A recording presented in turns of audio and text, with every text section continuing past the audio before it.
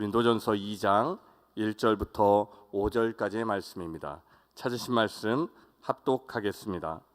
형제들아, 내가 너희에게 나아가 하나님의 증거를 전할 때에 말과 지혜의 아름다운 것으로 아니하였나니 내가 너희 중에서 예수 그리스도와 그가 십자가에 못 박히신 것 외에는 아무것도 알지 아니하기로 작정하였음이라.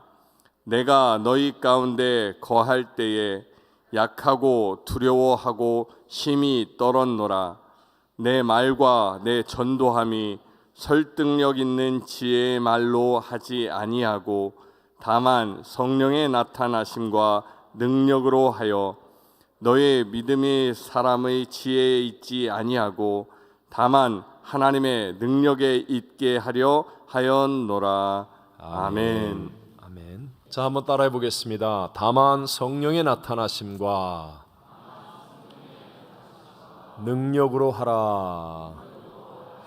하나님의 은혜로 한국에서의 제49차 순복음 세계 선교대회와 또 진영민 전도사의 결혼식 등 모든 일정들을 잘 마치고 돌아왔습니다. 먼저 하나님께 영광 올려드리고 사랑과 기도로 함께해 주신 모든 성도님들께도 진심으로 감사드립니다.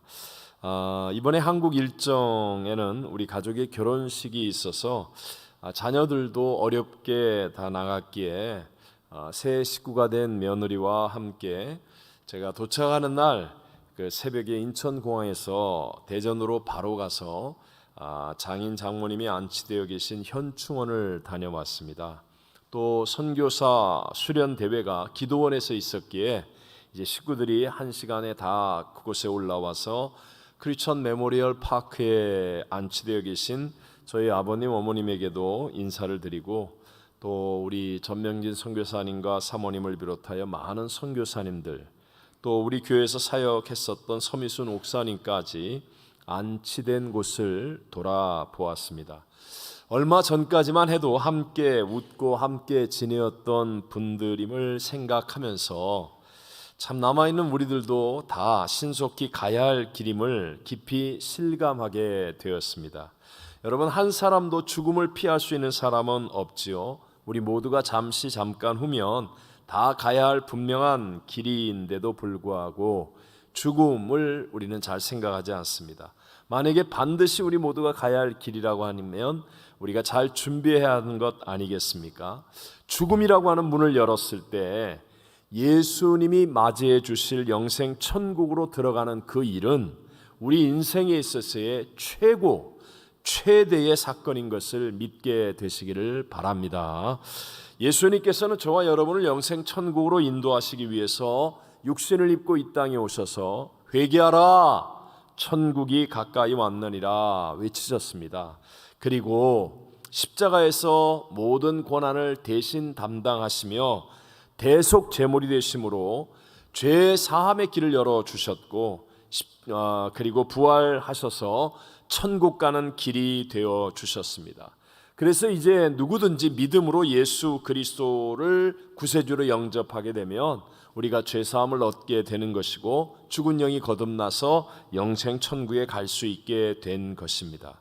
자, 이렇게 영생 천국의 구원을 얻은 우리들, 잠시 있다 사라지는 안개와 같은 짧은 세상보다도 우린 분명히 영원한 세상을 생각할 수 있어야 되고 바라볼 수 있어야 되며 또 준비하는 삶을 살아야 하는 것 아니겠습니까?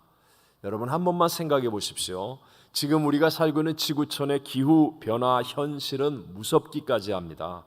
아직 본격적인 여름이 시작되기도 전인데도 동남아는 200년 만에 폭염으로 역대 최고치 온도를 경신하고 있습니다. 러시아의 시베리아가 섭씨 40도에 육박하는 이상 고온 현상을 보이고 있습니다. 지구 온난화로 올해 들이닥칠 슈퍼 엘니뇨는 역대 최악이 될 것이라고 예측합니다. 인간의 힘으로는 이제 더 이상 제어할 수 없는 지진, 화산 폭발, 강풍, 우박, 폭우, 태풍과 같은 기상 이변이 지금도 세계 곳곳에서 일어나고 있습니다. 러시아의 우크라이나 침략으로 인한 전쟁은 이제 장기전 양상을 띠면서 댐 폭파까지 이루어져서 수만 명의 이재민과 또 수억 명이 식량 위기를 겪게 될 것이라고 합니다. 이런 영토와 이권, 민족과 인종, 그리고 종교의 갈등으로 빚어지는 전쟁은 유럽, 아프리카, 아시아, 남미 등 이제는 조절 기능을 상실한 채 세상 전체가 다 전쟁의 소용돌이에 빠져들어가고 있습니다. 빈곤과 기아, 질병, 물 부족 현상, 자원의 고갈과 환경 파괴와 오염, 핵 폐기물 처리 문제까지 지구촌 종말의 신호가 곳곳에서 들려오고 있습니다. 우리가 일반적으로 생각했을 때 세상에서 가장 안전하다고 할 수 있는 이 강대국 미국도 이런 사실에 대해서는 예외일 수가 없습니다. 여러분 들으셨지만 최근에 캐나다의 대형 산불은 남한 면적의 40% 이상을 태우고 있고 뉴욕의 공기질 지수는 세계에서 가장 나쁜 인도 뉴델리 수준으로 역대 최악을 기록했습니다. 또 미국의 수도 워싱턴까지 사상 최초로 코드 퍼플이라고 하는 대기질 위험 경보를 발령했습니다. 무엇보다도 영적으로 윤리 도덕적으로 타락하고 있는 모습은 이제 끝모를 바닥을 향해 치달리고 있는 것 같습니다. 기본 상식과 보편적 가치관을 파괴하는 미국의 평등법, 한국의 차별금지법, 더불어서 최근에 캘리포니아 주의 새로운 성교육 지침서는 교사들도 충격을 받을 정도로 직접 보지 않고는 설마 이런 내용이 있어? 라고 믿을 수 없을 만한 내용들을 공립학교 어린 아이들에게까지 가르치도록 한다는 것입니다. 어제는 토요일이었는데 시애틀 타코마의 목사님이 다급하게 기도 부탁 전화를 했습니다. 교회의 신실한 장로님, 그 지역사회에서도 인정받고 존경받으시는 장로님이 여성 전용 사우나를 운영하시는데요, 고객의 안전, 법적 보호와 복지를 위해서 생물학적 여성만 입장이 가능하도록 했습니다. 그런데 최근 트랜스젠더 운동가가 제기한 차별 소송에서 성전환 수술을 받지 않은, 그러니까 외형이 완전히 남성 그대로인 트랜스젠더 출입을 허용하라고 하는 법원의 판결을 받게 되었습니다. 출입을 허용하지 않는 것이 바로 차별금지법에 반하는 일이기 때문이었다는 것이죠. 한 개인 사업장의 문제가 아니라 기독교 전체에 악영향을 미치게 될 것이기에 타코마 교회 연합회 모든 교회가 오늘 주일 예배에 함께 기도하기로 했다고 저에게도 기도의 도움을 요청하는 다급한 전화였었습니다. 세계에서 기독교적으로는 가장 자유롭게 신앙생활할 수 있다고 여기는 미국에서조차도 이제 갈수록 예수님과 동행하는 것이 쉽지 않다는 것을 점점 피부로 느끼게 됩니다. 말세가 될수록 사람들은 세상의 눈으로 보이는 화려함을 쫓아가면서 보이지 않는 하나님을 외면하고 진리를 거부하고 신앙을 대적하며 핍박하기까지 할 것입니다. 이런 세상에서 우리가 눈에 보이지 않는 예수님과 동행하며 살 수 있는 승리의 길이 있겠습니까? 하나님은 저와 여러분을 버리지 않고 승리할 수 있는 길을 분명히 예비해 놓으셨는데 그것이 바로 성령으로 충만한 것입니다. 이번에 한국 방문 기간 중에 제 개인적으로도 중요한 일들이 있어서 묵상하고 기도하는 시간들이 많았는데요. 그런데 가장 은혜롭게 하나님께서 저에게 마음에 주셨던 음성이 바로 성령님이 일하실 수 있게 하라. 정말 마음속에 또렷이 들려지는 그런 하나님의 감격적인 음성이었습니다. 성령님이 일하실 수 있게 하라. 여러분, 우리의 구세주 예수님께서 공생애를 시작하실 때 세례 요한에게 가셔서 요단강에서 침례를 받으시죠. 사실 세례는 죄인이 죄 사함을 얻기 위해서 받는 것인데, 아니 어떻게 죄가 없으신 예수님께서 침례를 받으신다는 말입니까? 그래서 세례 요한조차도 내가 예수님께 세례를 받아야 할 터인데 어떻게 주님이 제게 침례를 받으시려고 합니까? 안 됩니다 라고 하니까 예수님께서는 이제 허락하라. 우리가 이와 같이 하여서 모든 의를 이루는 것이 합당하니라 말씀하시면서 침례를 받으셨습니다. 무슨 의미입니까? 그것은 바로 저와 여러분이 침례를 통해서 죄사함의 은혜를 받아야 의롭게 될 수 있기 때문에 우리 주님께서 친히 본을 보여 침례를 받으신 것이었습니다. 마치 죄가 없으신 예수님께서 십자가에 죽으실 이유가 없었지만 그런데도 불구하고 저와 여러분을 위해서 기꺼이 십자가에서 고난받으시며 죽으셨던 것과 같은 이유라고도 말할 수 있습니다. 그런데 중요한 것은요, 이렇게 예수님께서 죄 사함의 침례를 받으시고 물에서 올라오시니까 아주 놀라운 일들이 일어나기 시작합니다. 함께 우리 마태복음 3장 16절과 17절을 읽어보겠습니다. 예수께서 세례를 받으시고 곧 물에서 올라오실새 하늘이 열리고 하나님의 성령이 비둘기같이 내려 자기 위에 임하심을 보시더니 하늘로부터 소리가 있어 말씀하시되 이는 내 사랑하는 아들이요 내 기뻐하는 자라 하시니라. 아멘.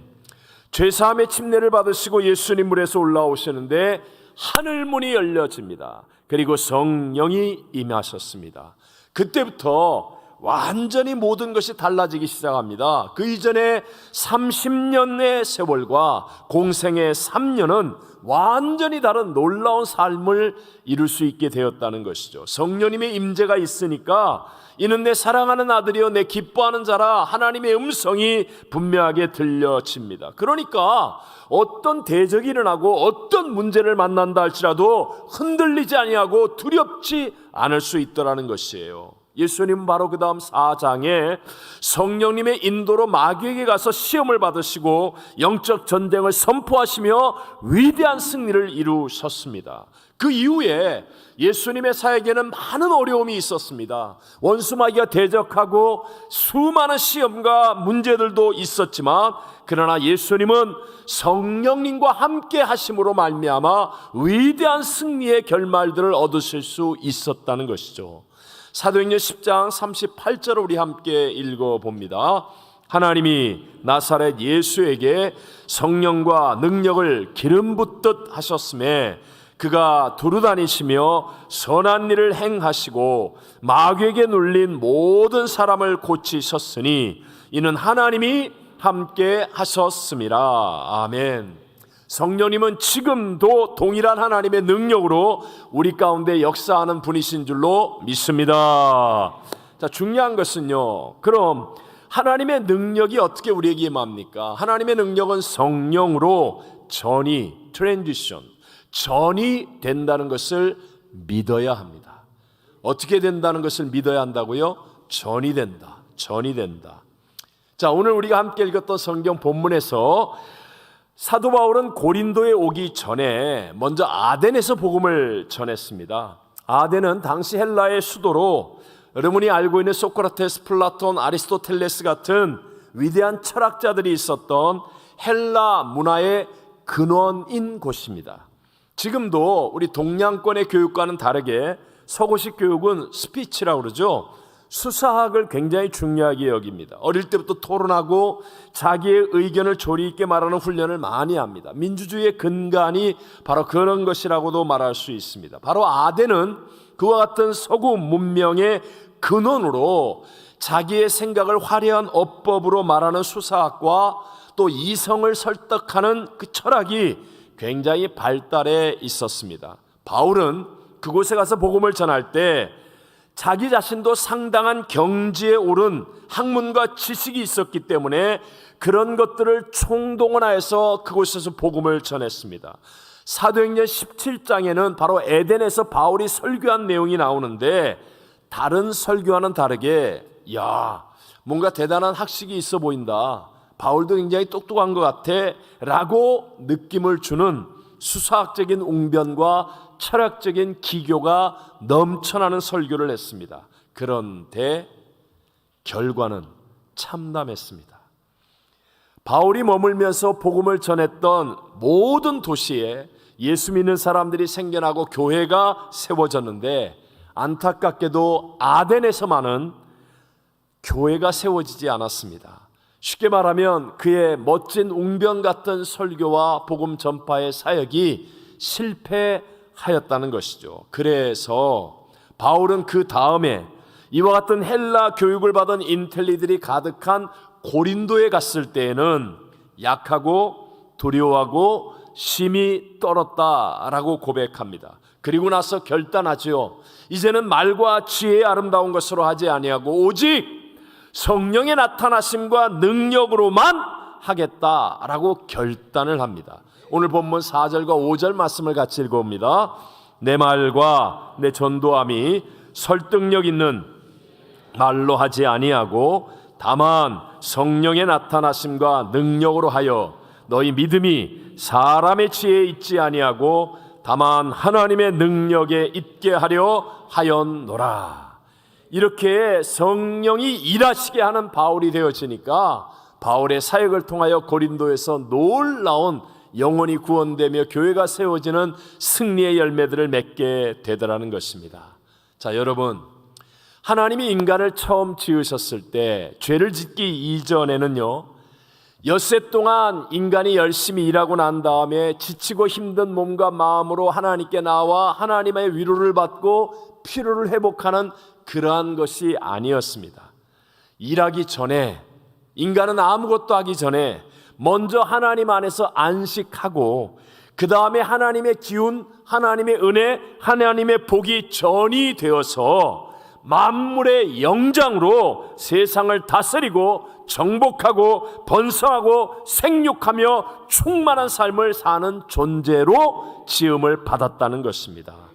그러므로 비록 죄로 타락했지만 처음으로 회복하게 하는 올바른 신앙이란 무엇이냐?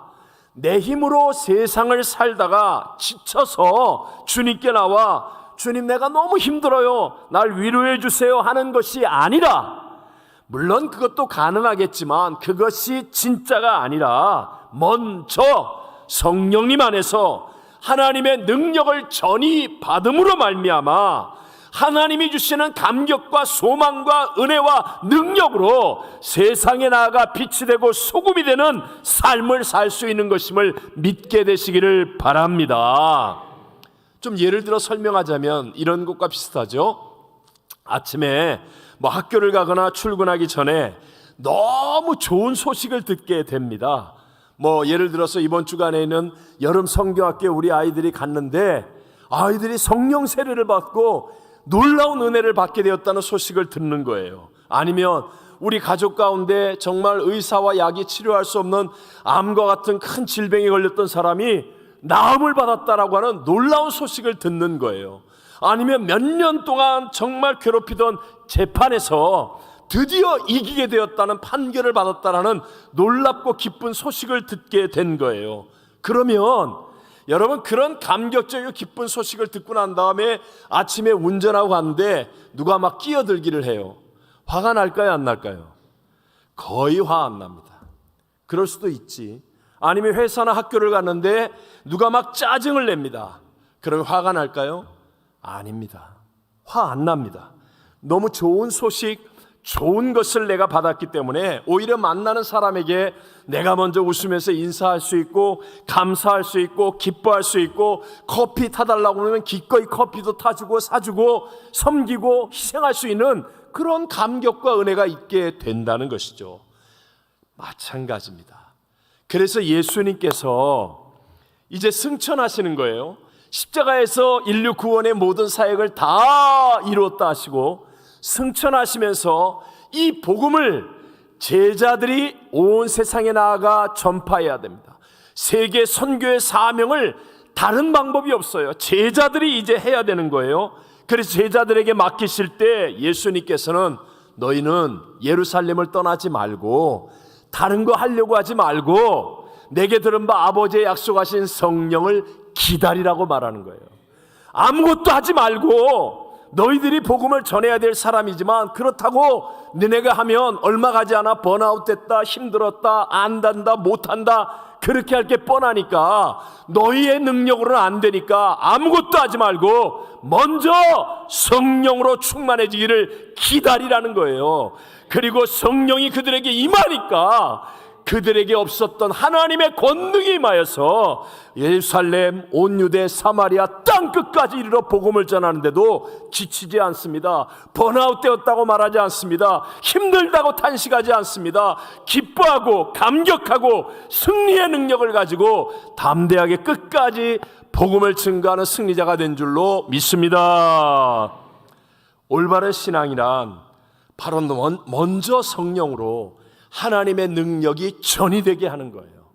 그래서 함께 주일날 예배드리면서 함께 기도하고 함께 찬양하고 함께 예배하며 성령의 능력이 전이되어져서 그래서 하나님이 나를 구원하셨다, 하나님이 나를 사랑하신다, 하나님이 나에게 놀라운 계획을 갖고 계신다, 이 감격과 기쁨과 사랑의 능력을 가지고 세상에 나가 한 주간 동안도 감격적으로 승리의 삶을 사는 것임을 믿으시기 바랍니다. 여러분, 사람 몸 안에 있는 암세포 같은 것도 전이되었습니다 라고 할 때 받아들입니다. 아니, 나쁜 것도 전이됨을 받아들이면서 하물며 하나님의 능력이 전이된다고 하는데 믿으려고 하지 않는 거예요.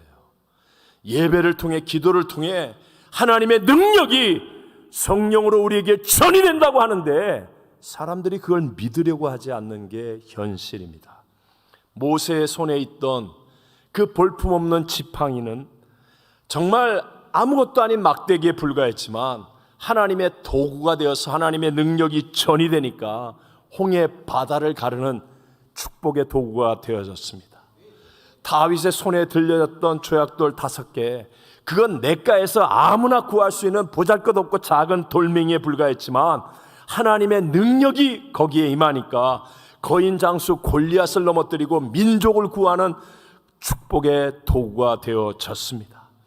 여러분, 세상이 아무리 악해진다 할지라도, 거기에 비해서 내가 아무리 연약하고 보잘것없는 자라 할지라도 성령님이 함께 하셔서 하나님의 능력이 전이되면 내가 아니라 나와 함께 하시는 하나님으로 인하여 이기는 자가 될 줄로 믿습니다. 그래서 여러분, 우리는 성령 안에 하나님의 능력을 사모해야 하는 거예요. 우리에게 성령으로 하나님의 능력이 전이되려면 본질에 집중해야 합니다. 다시 한번, 무엇에 집중하라? 본질에 집중하라. 여러분, 우리 다 아는 것처럼 예수님께서 십자가에 못 박히실 때 제자들이 예수님을 부인하고 도망치기까지 하는 실패자들이 되었습니다. 그러나 부활하신 주님이 그들을 만나시고 그들을 회복시켜 주시죠. 그럴 때 그들이 주님의 약속의 말씀을 붙들고 마가 요한의 다락방에 모여서 전혀 기도에만 힘쓰며 본질에 집중합니다. 다른 것 하지 않습니다. 쓸데없는 거 하지 않습니다. 다른 것이 나쁘다는 것이 아니라 먼저 하나님의 능력이 임할 때까지 그들은 오직 금식하며 집중하여서 본질을 붙들었습니다.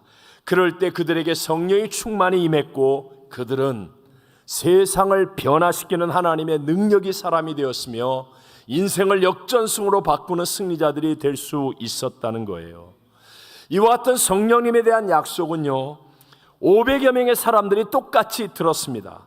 하지만 380명의 사람들에게는 아무런 능력도 나타날 수가 없었습니다. 오직 본질을 붙들고 본질에 집중하여 기도했던 120명의 사람들에게만 하나님의 능력이 나타났다는 것입니다. 오늘도 마찬가지입니다. 성령으로 우리에게 전이되어지는 하나님의 능력은 예배와 기도로 오직 본질에 집중하는 사람들, 그들에게 나타나는 것임을 믿게 되시기를 바랍니다. 그래서 저와 여러분을 도둑질하고 죽이고 멸망시키는 원수 마귀는 자꾸 본질인 하나님께 집중하지 못하도록, 교회 와서도 쓸데없는 것에 마음을 빼앗기고 쓸데없는 것에 먼저 시간과 노력을, 에너지를 투자하게 만들고 자꾸 이렇게 만들어가는 거예요. 거품과 같은 세상의 헛된 것에 우리의 마음을 집중하게 만들어서 본질에 집중하지 못하도록 하고 있는 겁니다. 아덴에서 사도 바울이 복음을 전할 때 콘텐츠는 복음이었어요. 하지만 전달의 방법은 헬라식 언변의 화려함으로 전달하려고 하다 보니까 자기도 모르는 사이에 주객이 전도되어서, 쉽게 말하면 누가 더 말을 화려하게 잘하는가에 집중이 되는 겁니다. 그러다 보니까 본질인 복음을 잃어버립니다. 그래서 능력이 나타나지 않았습니다. 마찬가지로 오늘날의 기독교도 본질인 하나님보다도 하나님의 어떤 축복, 외형적인 어떤 성공, 외적인 엘리트주의, 이런 것에 빠져서 우리도 모르는 사이에 복음의 능력을 잃어버려가고 있지는 않은지를 돌아봐야 합니다. 그저 내가 열심히 교회 나오고, 내가 열심히 무엇인가를 봉사하고, 내가 무엇인가 선을 행하면, 그러면 원하는 것이 다 이루어질 것만 같지만, 그러나 시간이 지나고 나면 하나님은 보이지 않고 나의 고집스러움, 오직 나만 드러나게 되어서, 그래서 능력이 없는 거예요.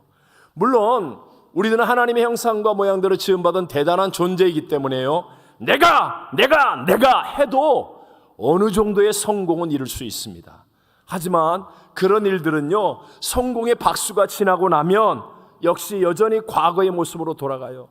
죄와 사망의 종이 되어서 몸부림치는 허무와 무의미의 인생으로 끝날 수밖에 없다는 겁니다. 그에 비해서 오늘 바울은 말과 지혜의 아름다운 것으로 아니하였습니다. 예수 그리스도와 그가 십자가에 못 박히신 것 이외에는 아무것도 알지 아니하기로 결심했습니다.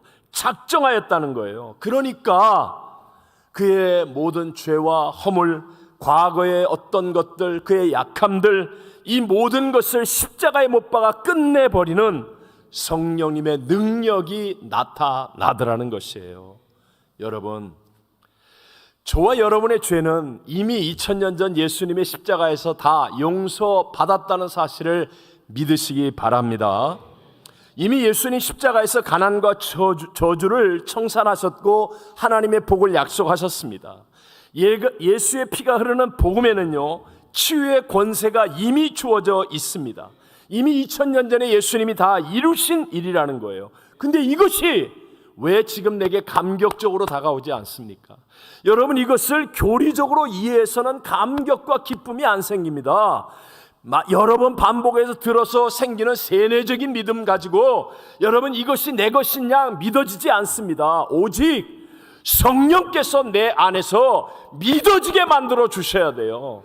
성령께서 2000년 전에 예수님이 이루신 일을 내 안에서부터 믿어지게 만들면, 희한하게도 내가 엄청난 문제와 어려움과 질병 속에 있는데도 불구하고 여기서 감격이 솟아납니다. 기쁨이 솟아납니다. 소망이 솟아납니다. 능력이 솟아나며 이기는 자가 되어질 줄로 믿습니다. 내 교리로 믿는 게 아니에요. 세뇌되어 믿는 게 아니에요. 성령으로 믿어야 합니다. 성령이 믿어지게 만들어 주셔야 한다는 거예요.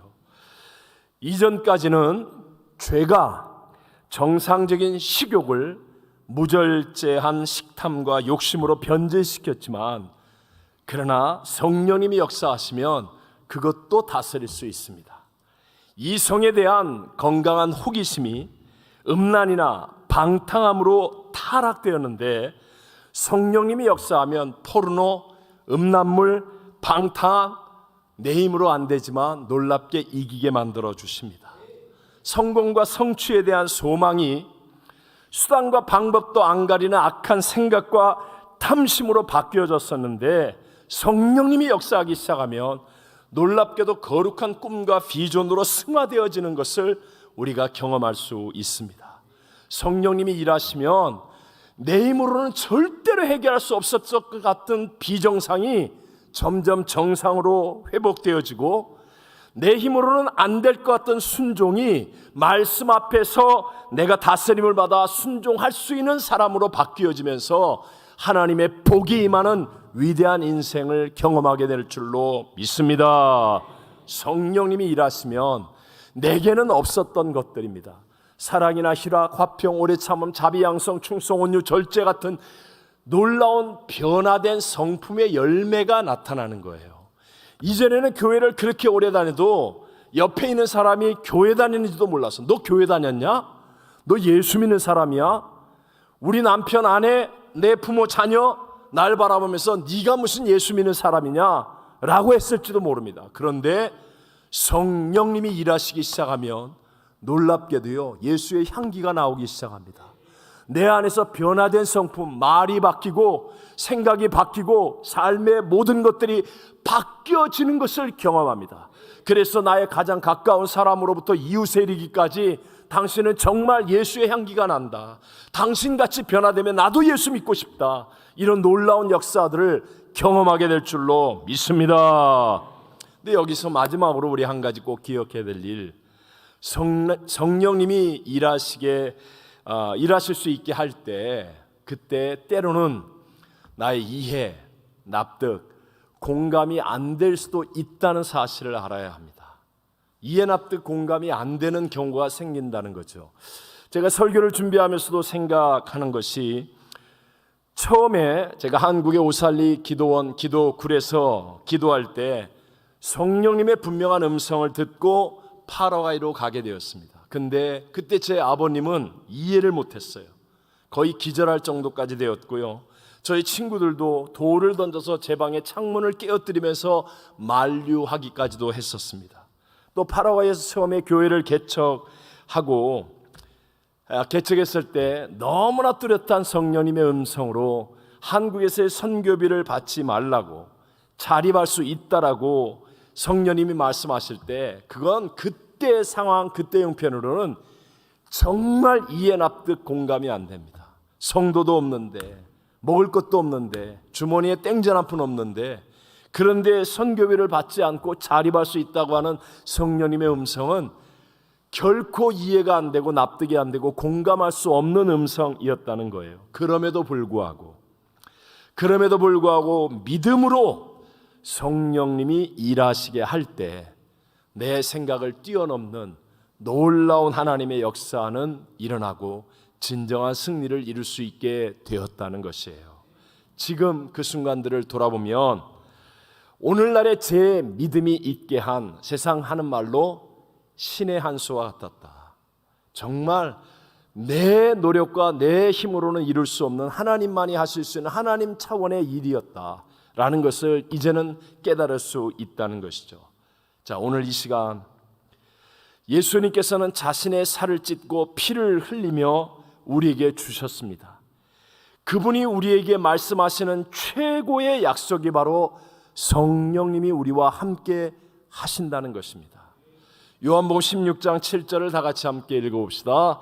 그러나 내가 너희에게 실상을 말하노니 내가 떠나가는 것이 너희에게 유익이라. 내가 떠나가지 아니하면 보혜사가 너희에게로 오시지 아니할 것이요 가면 내가 그를 너희에게로 보내리니. 아멘. 다 이루신 예수님이 떠나시면서 성령님을 우리에게 보내어 주셨습니다.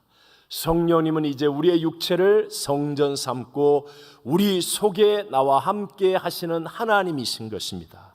우리의 생각을 뛰어넘는 놀라운 역전승을 우리에게 이루어 주실 수 있는 분이라는 거예요. 중요한 것은 이제 우리가 믿음으로 이 성령님께 집중하는 것입니다. 성령님을 통하여 우리에게 주신 하나님의 능력을 믿음으로 이 본질에 집중하는 신앙생활을 이루어가면 반드시 하나님의 일들은 놀라운 열매로 다가오게 되는 것입니다. 저는 이번에 우리 교회와 성도님들을 향하여서 성령님이 일하실 수 있게 하라 하신 그 하나님의 음성을 듣고 정말 어마어마한 기대감을 갖게 되었어요. 지금은 내가 이해가 안 되고 납득이 안 되고 공감이 안 되는 일들이 일어날 수도 있겠죠. 그러나 실수가 없으신 하나님이, 성령님이 일하실 수 있게 하는 그 사람들을 통하여 이루실 놀라운 하나님의 새 역사들을 기대합니다. 여러분이 그 새 역사의 주인공이 되시기를 바랍니다. 예수를 믿는 우리들의 신앙과 사역의 본질인 성령님께 집중함으로 우리 모두가 다 하나님의 능력으로 주어진 사명을 잘 감당하고 또 세상의 어려움과 자신의 약함을 이기는 참된 승리의 믿음이 다 되시기를 주님 이름으로 축원합니다. 축원합니다.